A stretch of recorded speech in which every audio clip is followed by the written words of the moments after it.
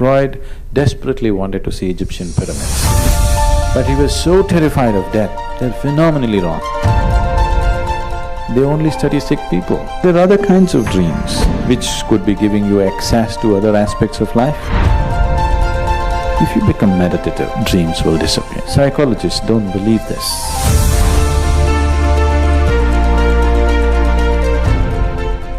Why do dreams occur? Are dreams related to karma? And is there a way I can avoid them? If you bring a certain level of awareness into your life, dream will completely disappear. Psychologists don't believe this. They don't believe that one can live without a dream. I think Freud went to the extent of saying, you can live without sleep, but you can't live without a dream. Dream is so important, all the time it's on, REM. You know what's REM? Yeah. So, in sleep, this is all the time going on. Because these Freuds and Youngs and other people, they never get to study a yogi or a Buddha. They only study sick people. Yes? They study sick people and make conclusions about the whole humanity. And these conclusions are, there is a certain usefulness to it. At the same time, they are phenomenally wrong. They're phenomenally wrong. They're just taking away the other possibility of what a human being can be, saying that this is what a human being can be, nothing more, nothing less. This happened to Freud. One man came and his problem is he believes that he's dead. So, Freud being a father of psychoanalysis, he set up a treatment for him. Every day, he will stand in front of the mirror and go on saying, dead men don't bleed, dead men don't bleed, dead men don't bleed, dead men don't bleed. This is the mantra. Every day, minimum 3 hours, stand in front of the mirror and go on telling yourself, dead men do not bleed. So he did this for a few months, and when Freud felt the situation was right, he took a pin and pricked that man's finger. Blood came. What does it say now? He looked at it with joy and said, dead men do bleed.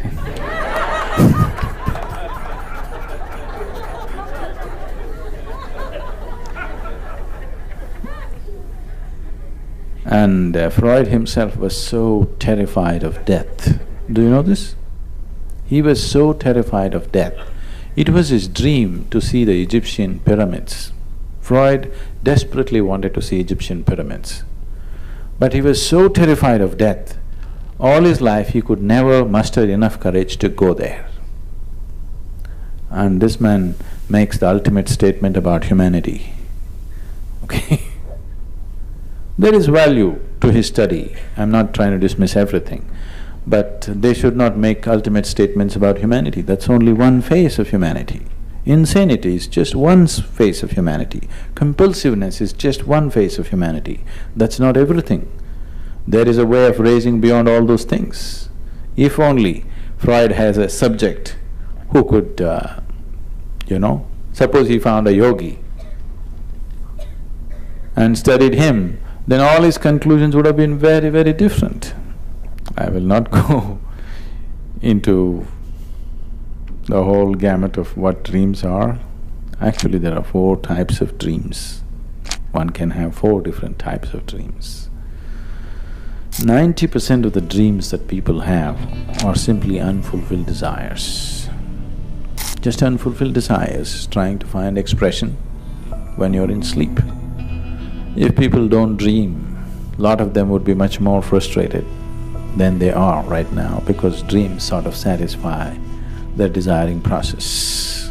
Many things that they cannot do in their life, they will do in their dreams. Yes, so that's why the dream makers, the dream machines have become so popular. The cinema and television has become so popular because now you can just sit there popping the corn without doing anything. You can fall in love with somebody, you can fight, you can bash the whole Martians who come from somewhere You can do everything, still popping the corn. It gives you. You don't have to do anything with your life. So, the dream machines are so popular because dream satisfies. Without living, you can live. That's the significance of dream. Without any risk, you can fall in love.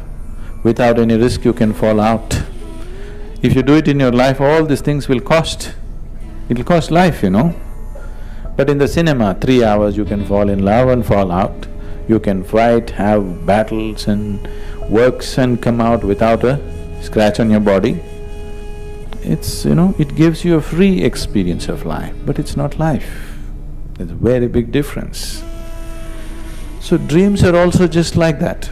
Projection is just happening in your own mind, but it is the same thing. 90% of the dreams belong to this.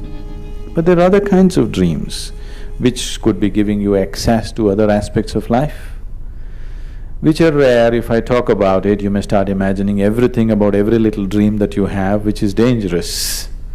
So I would generally say, discount the dreams as just empty nonsense that's happening.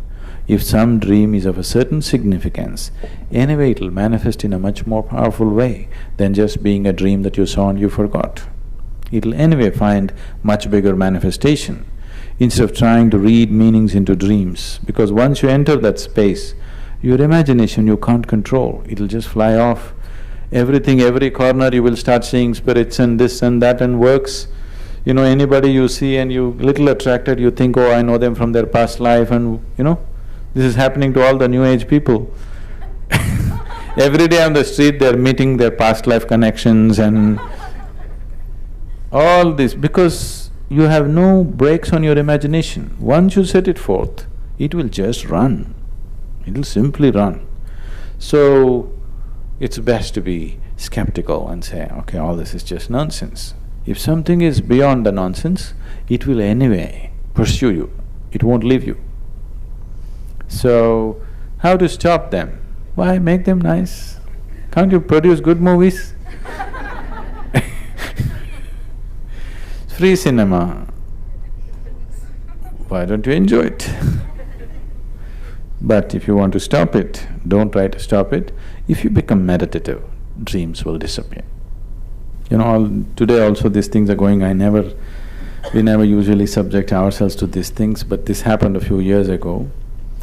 Out of some obligation, I said, okay. They wanted to wire me and study what's happening with me. So they wanted to study my gamma whatever. What is it? Gamma waves or rays? What is it? Waves. So they put up, I don't know, a dozen electrical connections and they said, you meditate. I said, okay. Then they shook me like this and I said, okay, what does your machine say? They said, by all parameters you're dead. So I've been diagnosed dead by the doctors. You better watch out. Either dead or brain dead, whichever way. So if you can be like this, you are fully alive, but you're dead. You're wide awake, but you're fast asleep. If you can be like this, then all this nonsense that they're talking is not relevant to you. And every human being can be like this. It is not far away. It's not happened because people have not looked in that direction at all, that's all. It is not difficult, it's not far away, it need not take a lifetime. It is just that people have never looked in the direction, they're all looking in a different direction. That's the only problem.